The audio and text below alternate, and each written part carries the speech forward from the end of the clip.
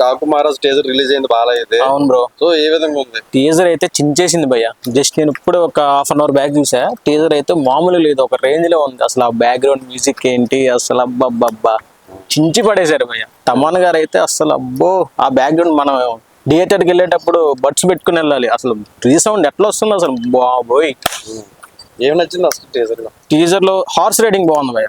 Horse riding అయితే super ఉంది, excellent. అంటే డైరెక్టర్ కొత్త డిఫరెంట్ గా చూపించారంటావా? డైరెక్టర్ డిఫరెంట్ గా చూపించారు, చాలా బాగుంది టీజర్ అయితే. టీజరే ఆ లెవెల్లో ఉందంటే మూవీ ఇంకెలా ఉంటుంది భయ్య, అసలు మామూలుగా ఉండదు. మేమైతే బాగా ఎక్స్పెక్టేషన్ పెట్టుకుంటున్నాం. నాకు మెయిన్ ఆ టీజర్ లో నచ్చింది కూడా అదే భయ్య, ఆ హార్స్ రైడింగ్ ఉంది చూడు, అసలు ఆ లుక్ ఉంది భయ్య. బాలయ్య బాబు గారు అలా హార్స్ రైడింగ్ చేసుకుంటూ వస్తుంటే అబ్బా అబ్బా దుబ్బ లేపింది అంతే. ఫైట్ సీన్స్ ఏ విధంగా? ఫైట్ సీట్స్ ఇంకా బాలయ్య గారి గురించి చెప్పే పని లేదు. ఫైట్ సీట్స్ అంటే మీరు ఇంకా లెజెండ్ మూవీ, అఖండ మూవీ అవన్నీ చూసే ఉంటారు. దాంట్లో ఎలా ఉంటాయి అసలు, సింహ మూవీ ఇంకంతే. బాలయ్య గారు ఫైట్ సీన్స్ అంటే ఇంకా అసలు అది వేరే లెవెల్.